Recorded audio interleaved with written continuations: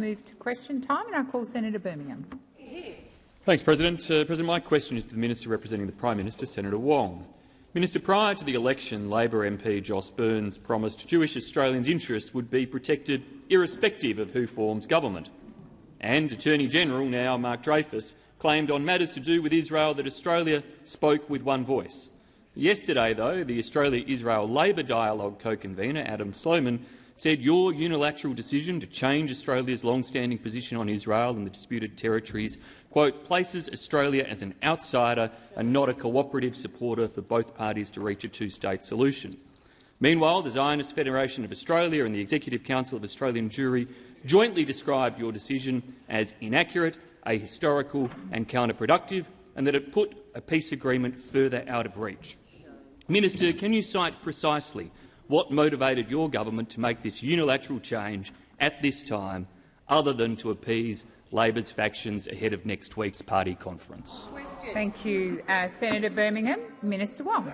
Thank you, President, and thank you to Senator Birmingham for the question. And what I'd say to him is, first, what I said yesterday, that we are guided in our approach to the Middle East by the principle of advancing the cause of peace, and we are guided by the principle of progress towards a just and enduring two-state solution. And that's actually my view. And what I outlined yesterday to Senator Fawcett, and I appreciate Senator Fawcett would have different views about some of the issues, is the set of positions that we have ensured the government has in international fora and domestically, which are consistent with that principle.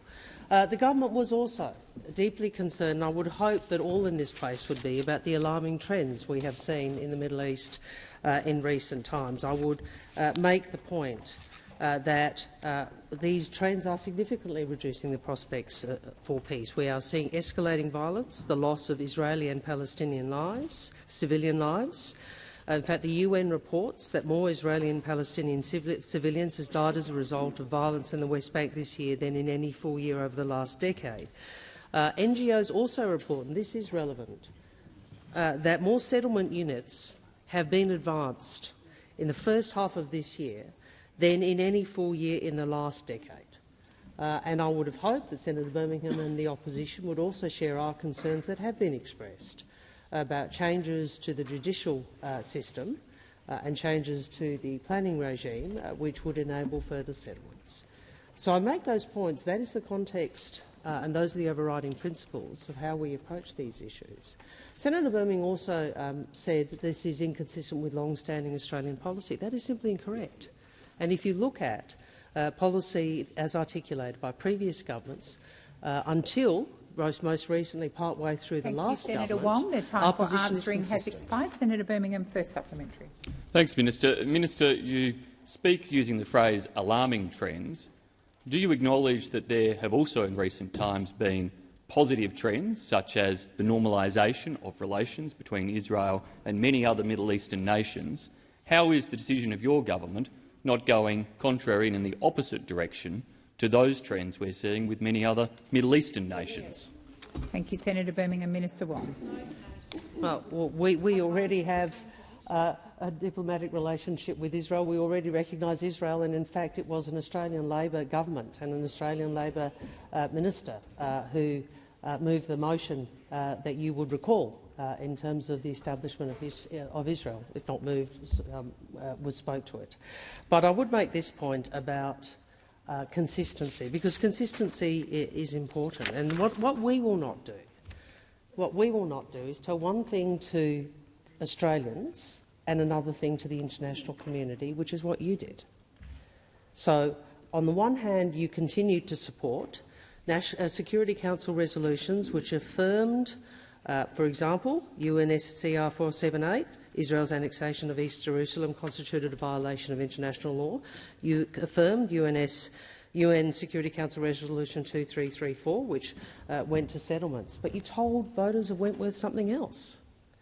So if you want to talk about consistency, perhaps look at yourselves. Has expired. Senator Birmingham, second supplementary. Thank you, President. Minister, now that you've changed Australia's position in relation to Israel, yet again during the life of your government, and done so in order to appease the factions ahead of next week's national conference, can you rule out any further changes to Australia's position, particularly in relation to the recognition of Palestinian statehood, regardless of whatever factional divisions, debates, shenanigans occur at next week's Labor Party conference? Before I call the minister, I'm going to remind both sides of the chamber to Senator McKenzie. I am addressing the chamber. I've asked for silence while the minister continues her response. Minister Wong. I think anybody who has observed the way I've approached National Conference on these issues over 5 years would know I am very consistent on these issues, and I will be continuing to assert the same position to all parts of the Labor Party that I have asserted since pre-2018. And I think people know that. Some people don't like that position, some people do, but that's, that is the view I have. But in terms of consistency, I would like to remind you, Senator, that in relation to the phrase occupied territories, in 1981, Fraser's Foreign Minister Tony Street expressed the government's opposition to annexation of occupied territories, including East Jerusalem. The same position was articulated by Foreign Minister Hayden and Prime Minister Keating. Foreign Minister Downer also stated Australia supported UN resolutions on the applicability of the Geneva Convention to the occupied territories, and it goes on. We are consistent and we are principled on this issue and on all issues. The time for answering has expired. Senator Polley. My question is to the Minister representing the Minister of Health, Senator Gallagher. With the community pharmacy agreements playing a crucial role in ensuring Australians have access to safe, affordable and life-saving medicines, can the Minister detail the government's intentions regarding the negotiations of the new community pharmacy agreement? How does the government plan to build on the legacy of the PBS, introduced 75 years ago by the Curtin Labor government, to continue providing affordable medicines? What are the specific strategies to enhance the role of community pharmacies in our health system? Thank you, Senator Polley. Minister Gallagher. Thank you very much, President. I thank Senator Polley for a question and for all her work over many years on the Community Affairs Committee and other committees that have looked at issues around affordability and accessibility of healthcare and medicines for Australians. The PBS is one of the most important pillars of our health system. This has been recognised by the Labor government stretching right back, including those who introduced Australia's first scheme designed to ensure that Australians with access would be given access to affordable medicines. Labor remains committed to providing Australians with access to affordable medicines, and community pharmacies, as Senator Polley said in her question, play a vital role in our health system. This includes ensuring pharmacies can work to the fullest extent of their skills and training to build the strength of the sector. We want more Australians to benefit from the experience and the care that's provided by community pharmacists in more ways than they already do. And for the past 30 years, since they were introduced by the Hawke government, a series of community pharmacy agreements have outlined the way in which the government reimburses community pharmacy for dispensing subsidised medicines on the PBS, providing medication management programs and services. And as the government strengthens Medicare and reforms primary care, there is a renewed focus on how every health worker, including pharmacists, can contribute to the health of Australians.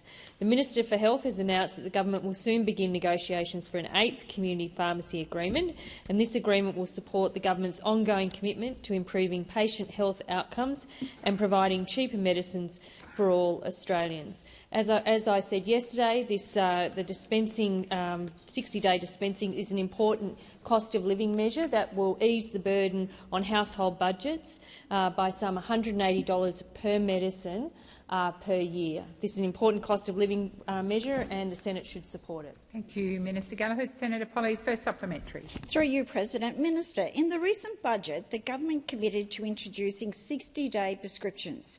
How is the government planning to reinvest the savings from this initiative back into community pharmacy sector? Could the minister elaborate on the measures already in effect and those on the way to strengthening the role of pharmacists in our healthcare? Minister Gallagher. Thank you, President. And yes, I can, Senator Polley. Every single dollar that the government saves with the 60-day prescriptions will be reinvested straight back into community pharmacy sector, so pharmacists play an even more central role in the healthcare of Australians. Some of the reinvestment measures have already taken effect, like the doubling of the budget for the regional pharmacy maintenance allowance and the changes to opioid dependency treatment for tens of thousands of Australians who can now buy their PBS-approved pharmacy at PBS prices. Others are on the way, like expanding the scope of pharmacists into residential aged care to work on site in a clinical role, improving medication management and safety. And on January the 1st, we'll further expand the national immunisation program to pharmacists and have pharmacists finally paid the same rate that a doctor gets to administer the vaccine. We've also delivered a major increase in government payments to every single pharmacy around the country, which are now paid 7% more for services like dispensing, handling, administration and infrastructure. Thank you, Minister. Senator Polley, second supplementary. Through you, President, could the minister further explain how the government is fulfilling its commitment to reinvesting savings from the move to a 60-day prescriptions? Specifically, what support is being provided to rural and regional pharmacies as part of the reinvestment package, and how will these investments ensure the ongoing strength and vitality of the pharmacies in our largest rural towns and remote communities? Thank you, Senator Polley. Minister Gallagher. Thank you, President. I acknowledge the work of our Tasmanian senators who have been making representations to the government about issues that have been raised with them as this reform is being progressed. But as part of the reinvestment package, the government is doubling the total budget for the regional pharmacy maintenance allowance. There are currently over 1,000 pharmacies in regional, rural and remote Australia that access this allowance, and current data shows that more than 87% of all pharmacies in regional, rural and remote Australia access the allowance. Under the increase, Australia's most rural pharmacies may be eligible for almost $100,000 in government assistance. And from September 1 this year, the government is introducing the Regional Pharmacy Transition Allowance to support pharmacies in the transition to 60-day scripts. This will provide $148.2 million over 4 years for eligible pharmacies in regional, rural and remote Australia. Thank you, Minister. Senator Patterson. President, my question is to the Minister representing the Prime Minister, Senator Wong.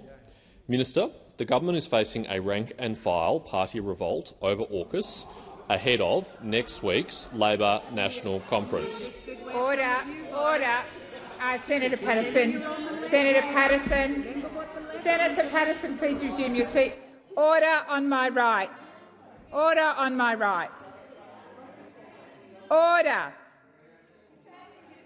Senator Pratt, I've just called the chamber to order and you continued. Senator Patterson, I think the first part of your question was well and truly heard. If you continue on, please. I wouldn't want anyone to miss it, Madam President, so I'll just repeat it. Minister, the government is facing a rank-and-file party revolt over AUKUS ahead of Labor's National Conference, with media reporting more than 40 Labor branches all calling for a review. Is this division...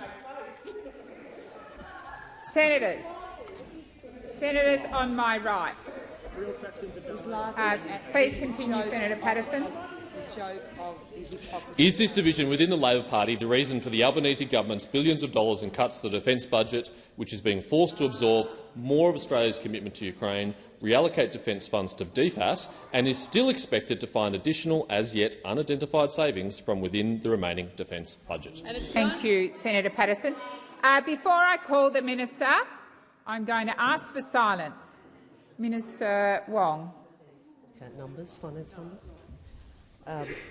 Well, the answer to that is no, although it was a multi-pronged question. So I think no generally, but certainly to the first point. And we are a party that has our debate in public, and I'm sure it's of great interest to you because yours is not. I'm sure it's of great interest to the Greens because they like secret conferences too. But we are a broad-based party that has our debates in public, and we're prepared to have the debates in public. And what you will see at that conference is the leadership of the Australian Labor Party articulating very clearly why AUKUS is important for our nation's security. And I have spoken about it at length, including at the National Press Club, which you may not have read, Senator Patterson, but you may wish to, and I've also responded publicly and very, I think, clearly to criticisms from various sources about AUKUS. We have articulated the strategic circumstances which have rendered the government's approach necessary. We have articulated the benefit of the technology sharing of the AUKUS partnership, and we are committed to ensure that we deliver continued progress on AUKUS, as was demonstrated at the recent AUSMIN meetings. In terms of the various other aspects of his question, I would make this point that Sir Angus Houston and Mr Smith, who wrote the DSR, did talk about the importance of DFAT contributing to assuring the peace through the work that DFAT does diplomatically, and that is about making sure we use all levers of national power, strategic deterrence, military deterrence, but also diplomacy in pursuit of a peaceful, stable and prosperous region. And that is a good thing. Thank you, Minister. The time for answering has expired. Senator Patterson, first supplementary. Thank you, Madam President. And the Foreign Minister will be interested to know I did, of course, read her National Press Club address. Prior to the election, the Prime Minister stated national security is above politics and that this would be a government that delivers on its commitments and brings the country together as a key element of ensuring a stronger and safer Australia. With over 40 Labor branches openly revolting against the AUKUS agreement, isn't it clear that the Prime Minister is failing even to bring his own party together to support Australia's most significant national security commitment since the ANZUS Treaty? Great question. Minister Wong. Thank you. First, if I can, I ask for a reminder of relevant funding in relation to defence and DFAT. I'd make the point in 23-24 total DFAT resourcing is $7.8 billion. The total defence resourcing in 23-24 is $55 billion. So I think the senator's question ought to be taken in the context of those figures. Yes, we do believe national security should be above politics. We don't believe that in pursuit of an election victory, a government should try and scare Australians about the drums of war. We don't believe, in pursuit of an election victory, a government should try and smear a senior member of the opposition as the Manchurian candidate. We don't believe in making unilateral decisions which are contrary to the position Australia has held for decades because a government wishes to win a by-election. So you're right. If you want to be part of making sure national security is above politics, I'm happy to have a discussion. Yeah. Thank you, Minister Wong. Senator Patterson, second supplementary. Thank you, Madam President. Media are reporting that the Prime Minister is attempting to shut down debate on AUKUS at the National Conference to avoid embarrassment to the government. Order. Are they making it up?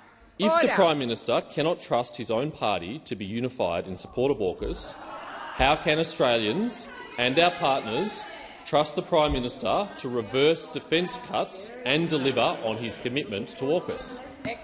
Thank you, Senator Patterson. Before I call the minister, I would ask those on my right, particularly, to Senator Green, to refrain from interjecting and pointing. Minister Wong. I think you can see the leadership that the Prime Minister and the Cabinet are articulating on these issues, and I do accept these are different times, and I understand why it is important for us to have that discussion with the community, including inside our own party and beyond, and we have been.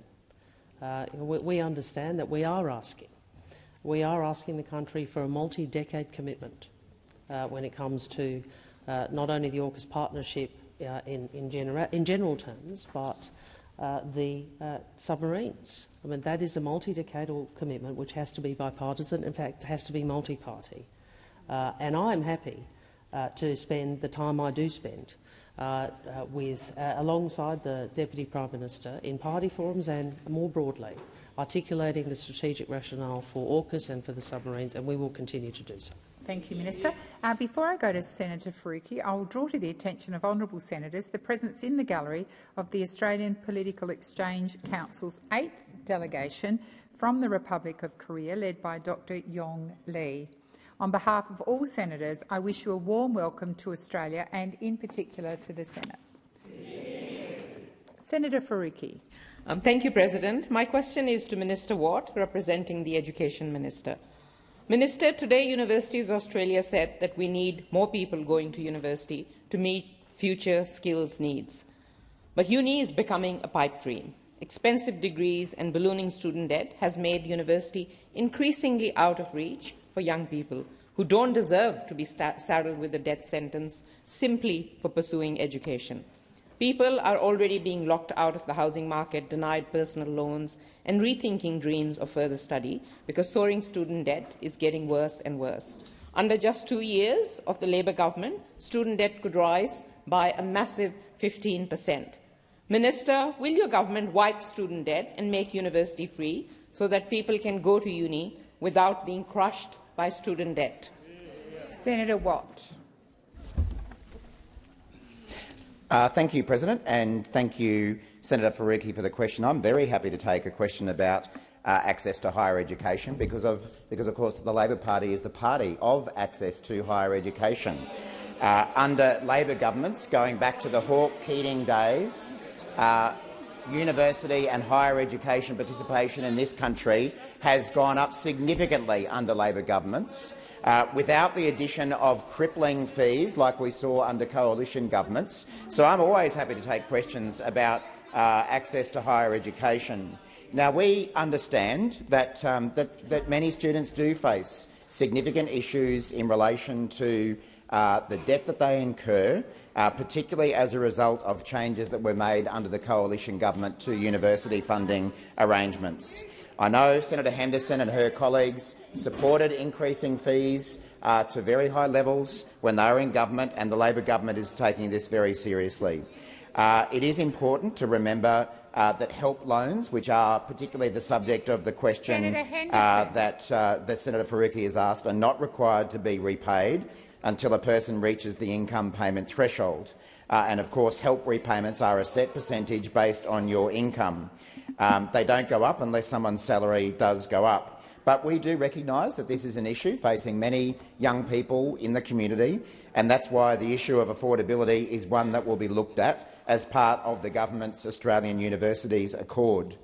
When HECS was introduced in 1989, 7.9% of Australian adults had a university degree. Now it's almost 33%. So that is the legacy of past Labor governments in making higher education much more accessible, whether it be in the cities or even in the regions, an area that I would have thought that some coalition senators might be a bit concerned about, providing access to higher education in regional areas. So Labor will also always support higher education accessibility. The time for answering has expired. Senator Faruqi, first supplementary.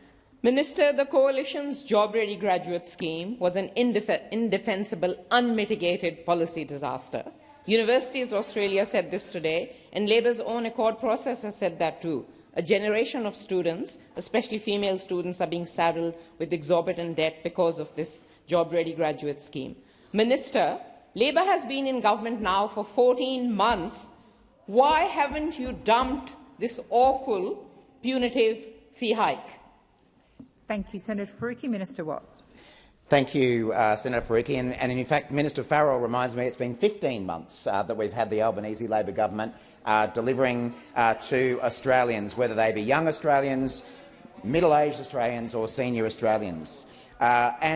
And what I can tell all students out there who might be watching this or listening to the proceedings is that the only way that anything will change around affordability and accessibility to university is under a Labor government. It certainly won't happen under a coalition government who wants to make fees higher and limit participation in higher education, and it certainly won't happen under a Greens government because, of course, that is a notion that will never actually exist. So it is only a result of Labor governments that we will see the issues of accessibility and affordability of higher education tackled, and that is something that we are already on the job of. Senator Waters asks when. I can tell you it's a hell of a lot earlier than it had ever happened under the Greens, because you will never have the opportunity to do anything about this or any other issue. Minister, the time for answering has expired. Senator Senator Faruqi, second supplementary. The 2021 National Student Safety Survey, which was conducted during the COVID lockdowns, found that a staggering 275 students are assaulted on campuses each week. We need to know the true extent of this rape epidemic now that the students are back on campus. Universities Australia have not committed to another survey, which is unacceptable. Will the government ensure another student safety survey is conducted to capture the reality of sexual violence on campuses? Thank you, Senator Faruqi. Minister Watt. Thanks, President, and thanks, Senator Faruqi. And I share Senator Faruqi's concern about the quite disturbing rates of sexual violence that we continue to see on Australian university campuses. And of course, it's obvious that any student on a university campus, just as anyone in the community, should have a right to feel safe when they're undertaking their education or any other activity. Now, the Minister for Education, Mr Clare, released the Universities Accord interim report a couple of weeks ago. The interim report makes 5 recommendations on these matters, and one of those recommendations is the need to improve— Minister Watt, please resume your seat. Senator Faruqi. President, I had a very direct question, so my point of order is to relevance. I just want to know, will the government ensure another student safety survey is conducted? And you did talk about the survey, so the minister has gone to that part of your question, and I will remind him. Senator Waters, your interjections are disorderly. I am responding to a point of order.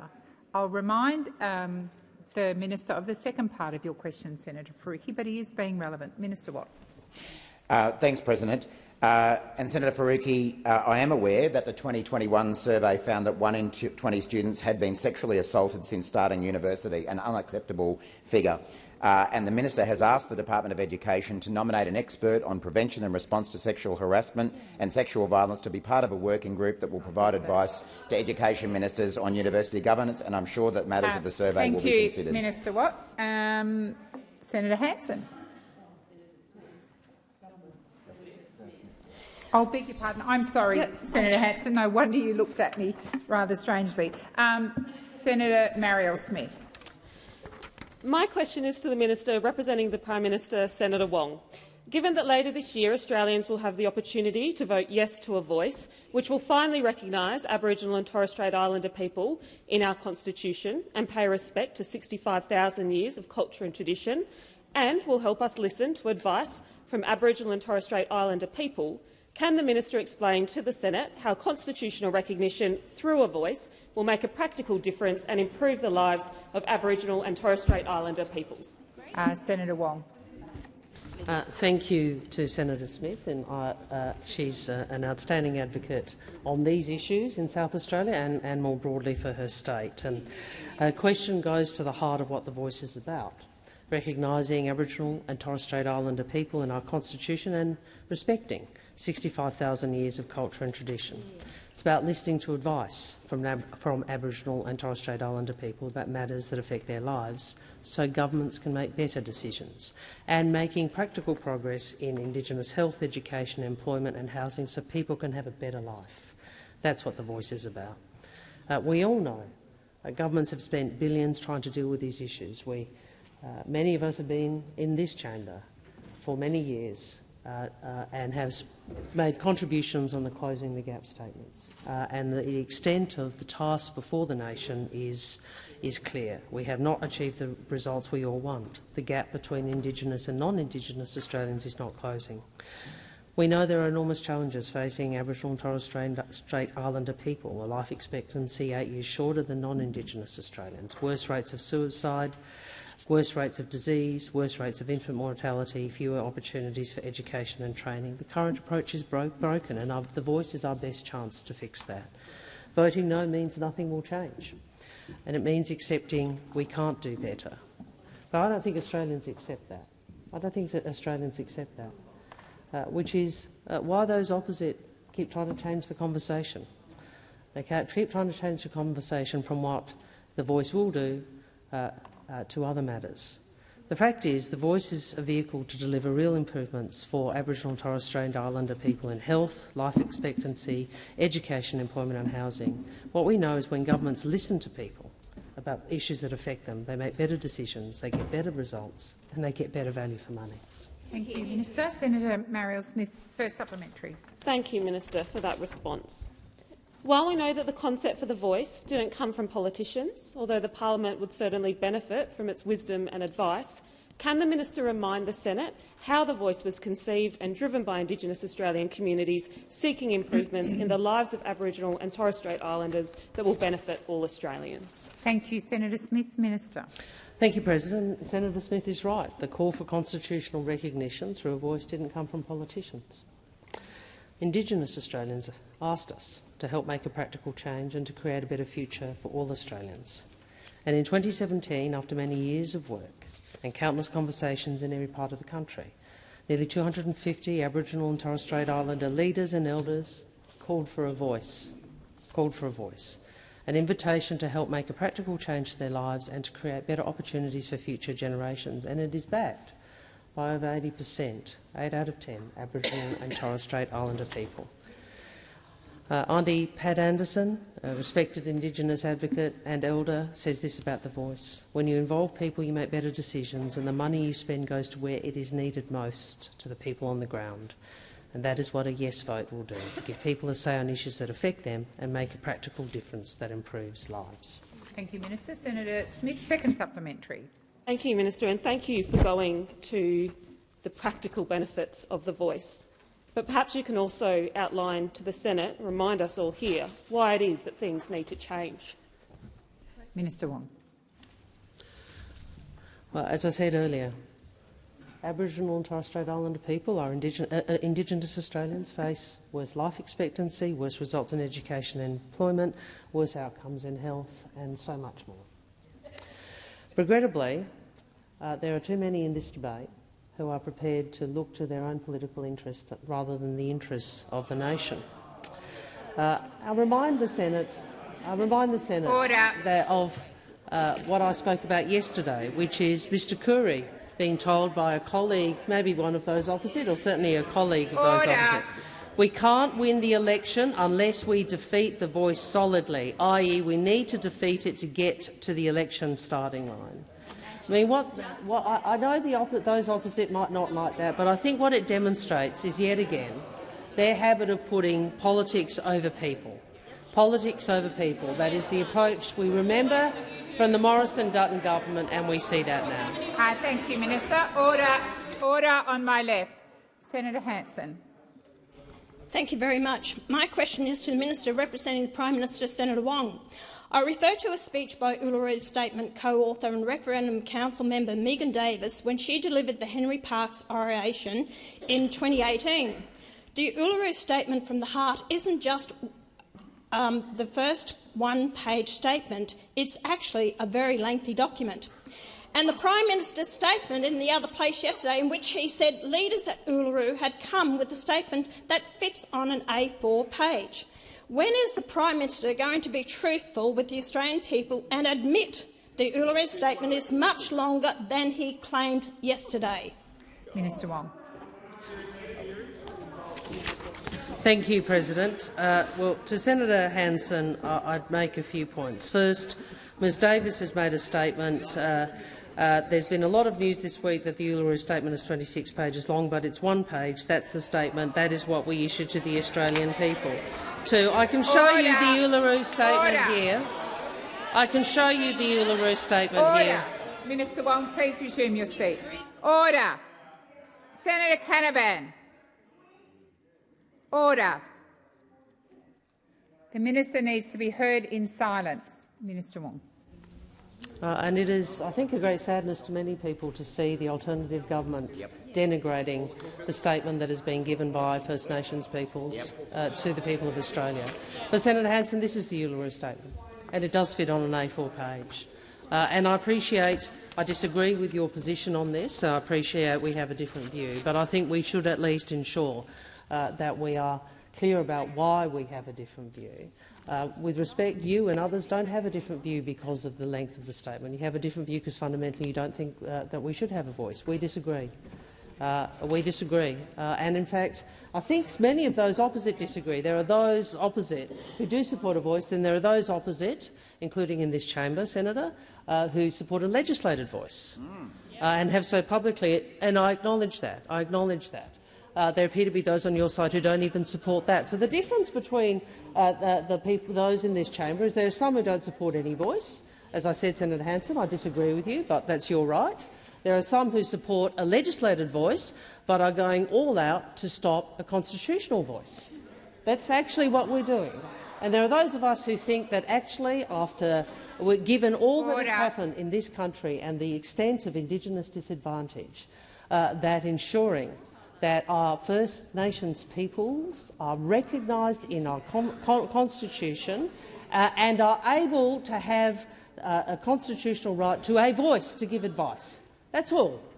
They are not seeking. The voice does not call for the determination of policy. The time for answering has expired. Order, Senator Thorpe.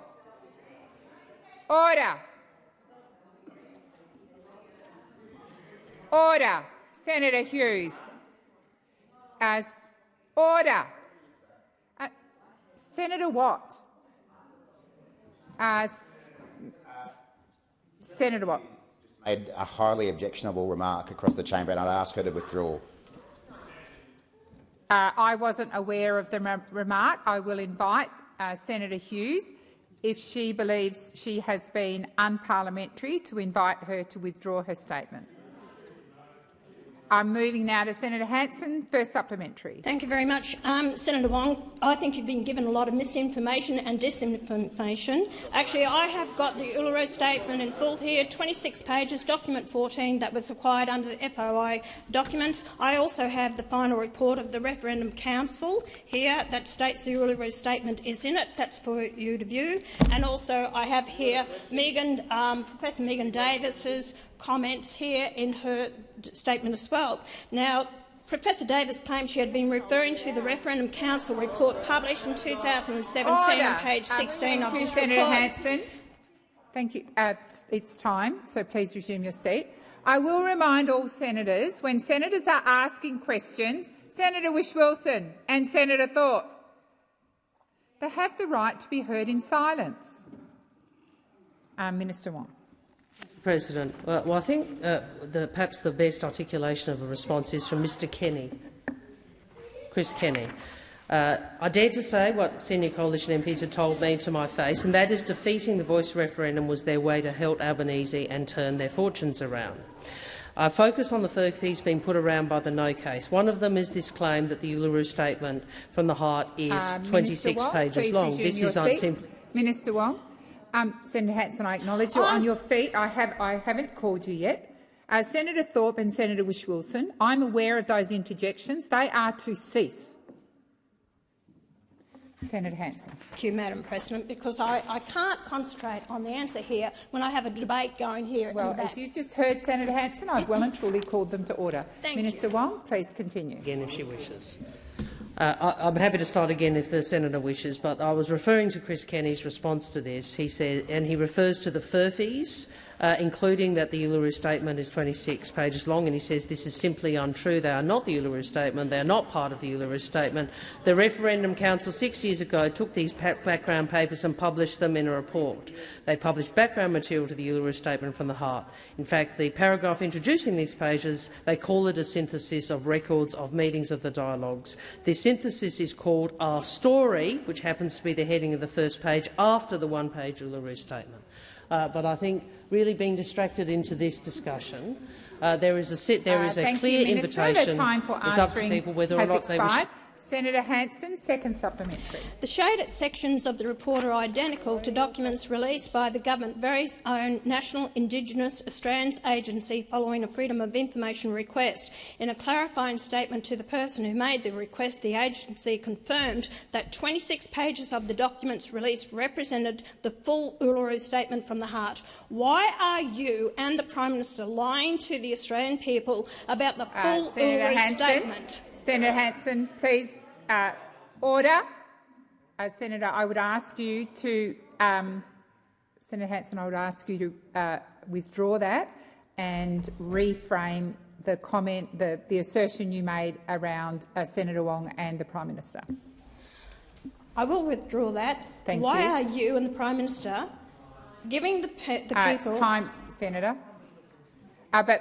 Senator Wong has Senator Hanson. Senator Hanson, it's not your role to argue back at me, but please finish your question. Please finish your question, Senator Hanson. Okay, so I'll refrain from saying that word. Thank you. And I would say, why are you and the Prime Minister giving people misinformation and disinformation with regards to the full Uluru Statement? What are you hiding? Thank you, Senator Hanson. Minister Wong.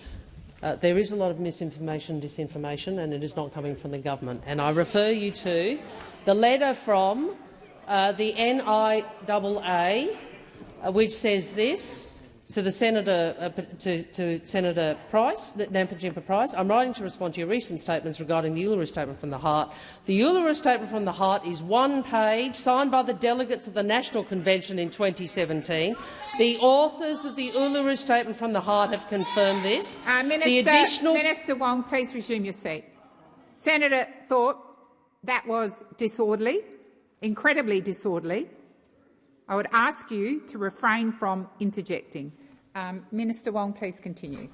The additional pages contained in document 14 of the FOI 2223/016, are background and excerpts drawn from regional dialogues. I think that makes it clear, and subject to the usual tabling, I would seek leave to table this. I table the statement or the letter. Thank you, Minister. Senator Cash. My question is also to the Minister representing the Prime Minister, Senator Wong, following on, in fact, from Senator Hanson's question. Minister, yesterday in question time, the Prime Minister said Senator Cash, please resume your seat.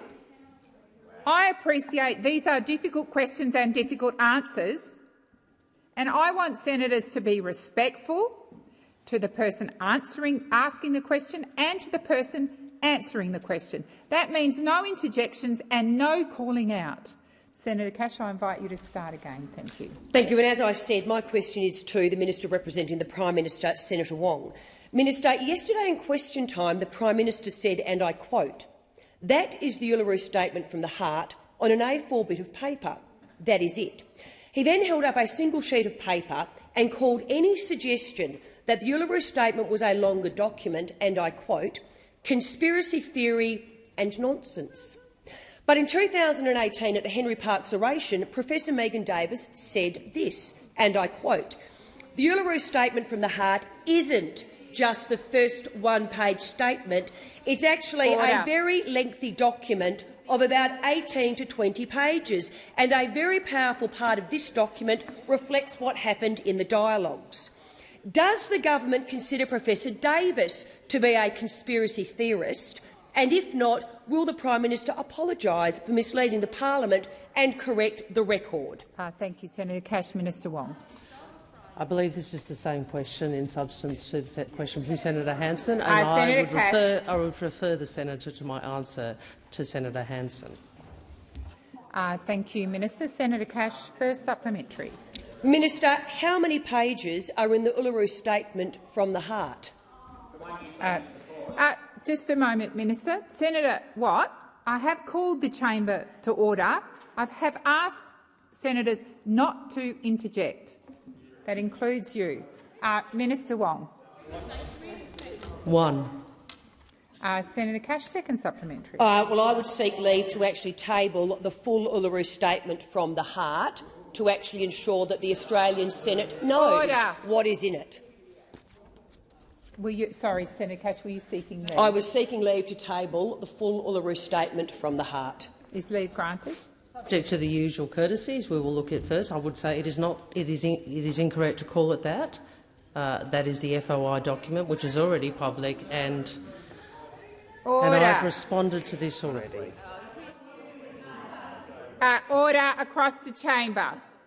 Senator Cash, subject to the usual courtesies, which is, I think, distribution to the whips. Has been circulated by the whips prior to question time. Right. Thank you. Thank you, Senator Cash. I thought we'd done A second supplementary. Much, and all Australians will actually see what and how many pages the full Uluru Statement of the Heart is. And, Minister, I say this to you. If we can't even trust you to tell the Australian people how many pages are actually in the full Uluru Statement of the Heart, how can Australians have any faith in what you tell them about the Voice? Order. Minister Wong. I again refer to my answer to Senator Hanson, and I would again say to all in here that I think Mr Kenny had it right. Senior coalition members had told me to my face defeating the Voice referendum was their way to hold Albanese and turn their fortunes around. I really focus on the furphies being put around by the no case. One of them is this claim the Uluru Statement is from the Heart is 26 pages long. This is simply untrue. This is simply untrue. And it says something that I think a shadow minister who supports a legislated voice, and if she doesn't, I'd invite her to stand up and indicate that. A senator who supports a legislated voice is focusing on this furphy in order to oppose a constitutional voice. I mean, one can ask why. It comes back to politics. Thank you, Minister. The time for answering has expired. I'm not going to call Senator Thorpe until there's silence. Senator Thorpe. Thank you, President. My question is to the Minister representing the Minister for the Environment and Water, Minister Wong. You have previously stated that it is undertaking thorough consultation on First Nations heritage reforms with First Nations communities and organisations, which will determine the timeline of these reforms. Yet your own records show that you have not consulted with the First Nations Heritage Alliance since the end of last year and other First Nations stakeholders since February. My question is, how are you undertaking extensive and thorough consultation when you are not actually consulting at all? Thank you, Senator Thorpe. Minister Wong. Thank you, President. So, Senator Thorpe, I assume the you in that is the minister I'm representing or the government. But obviously, no, I don't have responsibility for the cultural heritage reforms, but I think your question is clear. The information I have, and I might have given you this answer previously, is that we committed to reforming national heritage protection laws. We committed to consultation with all parties, including the First Nations Heritage Protection Alliance. In relation to details about meetings, the senators put something to me. I don't have any information on that. But I would make the point, and obviously there have been questions, quite a few questions about this last week from the opposition, which obviously came from a different perspective. But I would make the point that this was a process that was actually begun by the opposition when in government. And in fact, the deputy leader, the now deputy leader of the opposition, Ms Lee, was the minister that commissioned the paper and contracted the First Nations Heritage Alliance to provide advice on the options canvassed in the paper. Senator Thorpe, first supplementary. Thank you, President. Are we waiting for the EPBC reforms to be completed before you'll actually touch the heritage protection reforms, or the minister that you're representing? Thank you, Senator Thorpe.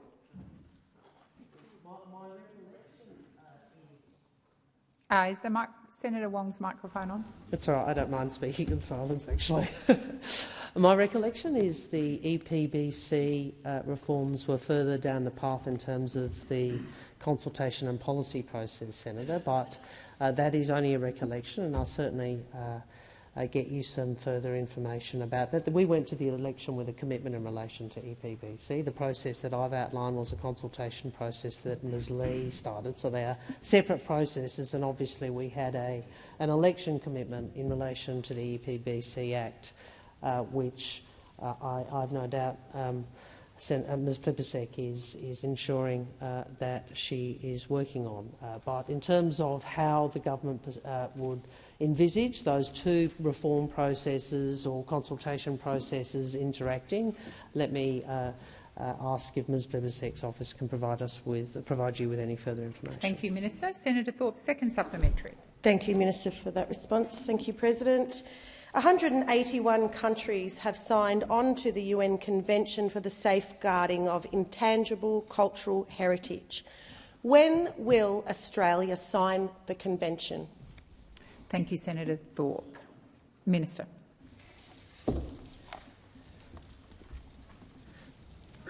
I think we all understand, and particularly as I travel around the world, it's clear to me that the multilateral system to protect the environment, to protect heritage, is becoming even more required. I will get some advice from the minister, the relevant minister, about Australia's approach to that convention. We do think that the multilateral system is a very important part of maintaining rules and norms and, frankly, procedures or processes for settling disputes. And we are active in many international fora, and there are many international conventions and arrangements that Australia is party to, and under this government we are putting substantial resources or significant resources into the multilateral system because we think it is of import. On the specific issue of the convention you raised, Senator, I don't have any information. Thank you, Minister. The time for answering has expired. Senator Pratt. Thank you, President. My question is to the Minister for Agriculture, Fisheries and Forestry, Senator Watt. Late last week we heard the good news of China lifting its trade barriers in relation to barley. However, I note several news articles in recent days suggesting that a number of barley exporters remain locked out from the Chinese market.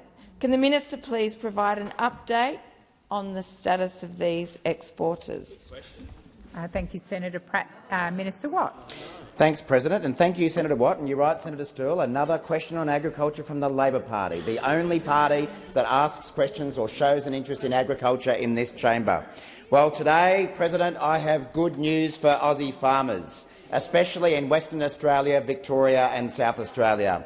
The Albanese government is committed to ensuring Australian farmers, processors and exporters have the best possible access to international markets. And, Senator Pratt, as you alluded to, there have been positive developments in recent weeks in stabilising our relationship with China, and that has seen the removal of trade impediments in horticulture, cotton, timber and, of course, last week's removal of tariffs from Australian barley. The Albanese government's calm persistence and sensible dialogue has expedited an outcome for Australian barley producers with the removal of tariff barriers. I have seen that reporting that you referred to, Senator Pratt, about some key grains exporters still not having access to the Chinese market, so it gives me great pleasure today to provide the Senate with an update. Earlier today, the Department of Agriculture, Fisheries and Forestry received formal notification from the Chinese Customs Agency that CBH Grain and Emerald Grain Australia would be reinstated as registered exporters of barley to China. This, as I say, is great news for Australian farmers and the whole grain supply chain. The Albanese government certainly welcomes this decision. The removal of the suspensions for these two exporters was the result of ongoing technical discussions between our two countries and follows last week's decision to remove the duties applied to Australian barley. I caught up with representatives from CBH, as I know many people did last night at the Showcase WA function here in Parliament, and I know that Rob Dickey and Brianna Peake from CBH join us here in the gallery this afternoon. There are good days and bad days for Australian agriculture, and today is a good day. Both companies will be able to recommence trade with their Chinese customers from today. I'd like to acknowledge the advocacy of Senators Wong and Farrell over a long time, as well as the many officials in industry who've helped along. Has expired. Senator Pratt, first supplementary. President, thank you to the Minister for that good news. Given this good news, what will the benefit be for barley farmers and exporters, particularly in my home state of Western Australia?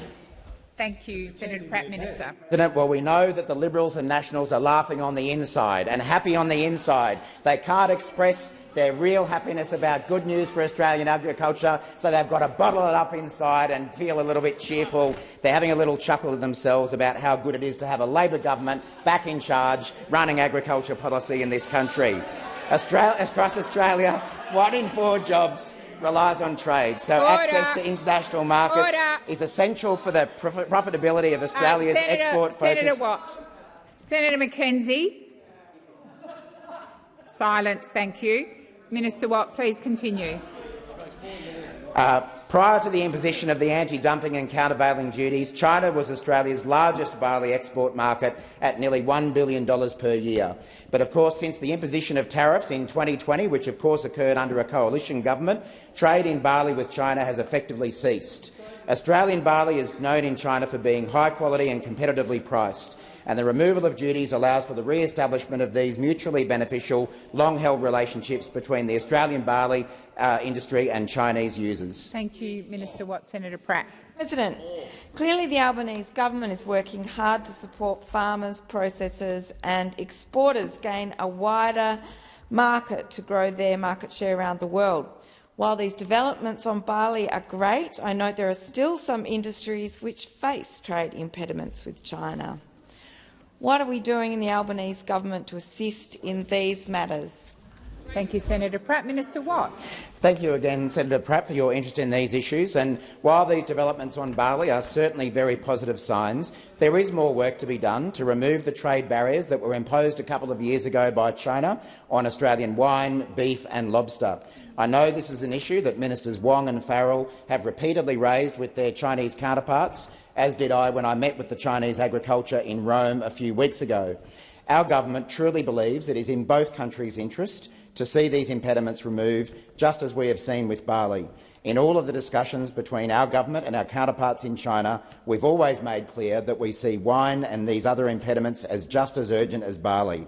Our position has always been that we'd much prefer to see these matters resolved through dialogue and negotiation rather than having to undertake WTO cases. That's the approach that's worked in relation to barley, and we're very hopeful that we'll come to a similar arrangement in relation to wine. The Albanese government is stabilising our relationship with our major trading partner, and that is great news for Aussie farmers. Thank you, Senator Watt. Senator McKenzie. Thank you, Madam President. I know. Agriculture. Order. My question is to the Minister for Trade and Tourism, Senator Farrell. Australian consumers are paying high prices for airfares and would benefit from increased competition. The Transport Minister has rejected Qatar Airways' request for an additional 21 international flights a week. Minister, given the impact additional international carrier competition can have in lowering airfares for Australian passengers, increasing tourism to Australia and delivering lower freight costs, what advice did you provide to the Minister for Infrastructure, Transport, Regional Development and Local Government regarding the Qatar Airways decision? And what discussions or meetings did you, Minister King or the Prime Minister have with our domestic airlines prior to the government making this decision? Thank you, Senator McKenzie. Minister Farrell. President, and thank you, Senator McKenzie, for her question. Well, I'm pleased to say that bit by bit we are turning the situation round from the situation we inherited from the former government, where the level of seats on aeroplanes coming to Australia was very low and the cost was very high. Now we haven't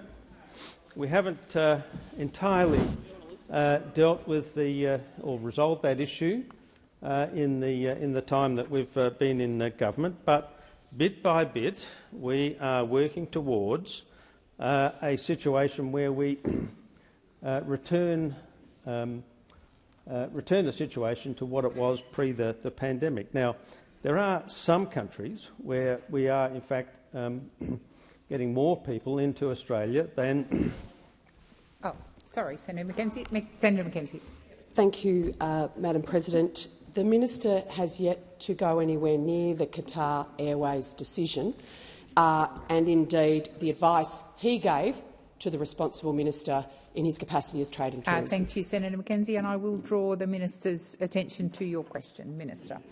Thank you, President, and thanks, Senator McKenzie, for her point of order. The Australian government considers, of course, a range of factors when determining whether an expansion of bilateral air rights is in the national interest. The government at this time has decided not to approve the Qatar Civil Aviation Authority requests for additional services. International aviation helps facilitate Australia's tourism, trade and international education sectors and supports our global, national and regional economic interests and social connectivity. We have seen continued growth in Australian domestic aviation in the last year as the sector recovers from the COVID-19. Minister Farrell, please resume your seat. Senator Birmingham. President, point of order on the question of direct relevance. The minister has been broadly relevant to the question asked by Senator McKenzie, but the question went specifically to the advice, the reasons, the minister's own engagement in relation to the decision. He has not touched on any of those areas of direct relevance to the question asked by Senator McKenzie. Thank you, Senator Birmingham. I will draw the minister's attention to the latter part of Senator McKenzie's question. Minister. Thank you, President. And we've seen a strong recovery in international passenger traffic to and from Australia, which was at 21.351 million. Minister Farrell, please. Oh, it's time. I'll invite you to your first supplementary, Senator McKenzie.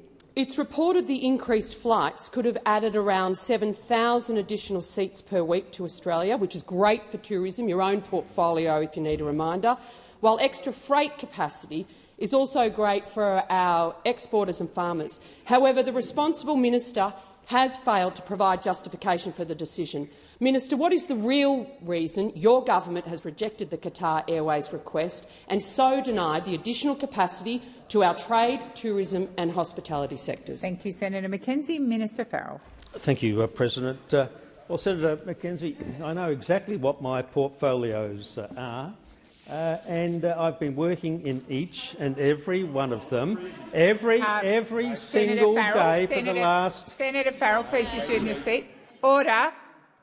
Senator McKenzie. Getting in early, Madam President. Direct relevance. He's blathered on in my last question, didn't go anywhere near his own engagement on this topic, and I'm not going to wait another minute for him to read me his role description.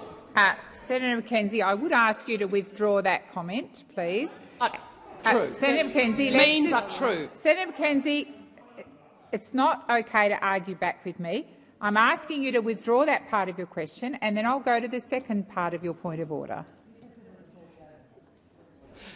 I will withdraw. Thank you. The minister was being relevant to a part of your question.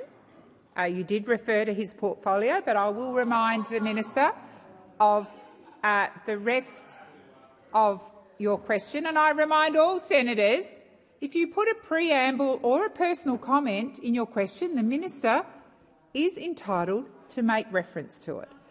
Minister Farrell, I draw you to the latter part of Senator McKenzie's question.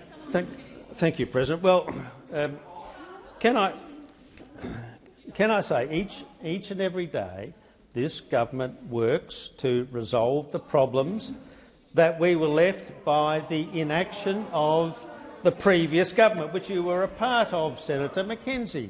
Now, we don't publicly discuss discussions that we have with other countries or other organisations. We simply don't do that. And when, of course, you were in government, you didn't do that either.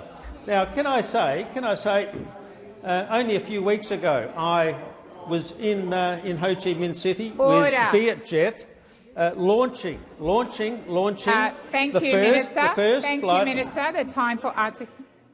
Order. Senator McKenzie, second supplementary. So yeah, absolutely. The no answering, the lack of detail, the cloak of secrecy, the cover-up for certain people continues. Order. Minister, isn't the real reason the government refused the Qatar Airways application was because of pressure from a major domestic carrier? Was Minister King again overruled by the real Infrastructure and Transport Minister, Prime Minister Anthony Albanese? Thank you, Senator McKenzie. Order on my right. Minister Wong. I'm happy. Well, I just raised a point of order about the question. I ought have raised it, but with the interjections, I couldn't hear the first supplementary. I think this minister is asking. Sorry, this senator is asking this minister in his primary portfolio capacity. I think asking this minister the reasons for decision of another minister is not in order, because it is not a matter in his portfolio.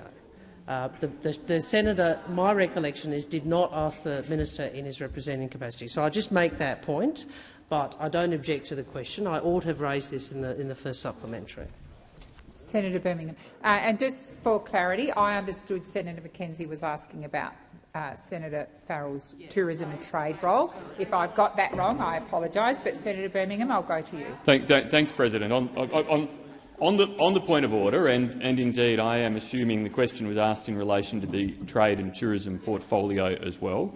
But, President, it would be a very narrow ruling to suggest that a minister with a portfolio such as trade and tourism that clearly is directly impacted by decisions of government in relation to aviation access to Australia cannot be asked questions about those decisions of government, the impacts of those decisions of government or the rationale for those decisions of government, particularly when they are cabinet decisions ultimately for which all ministers are accountable.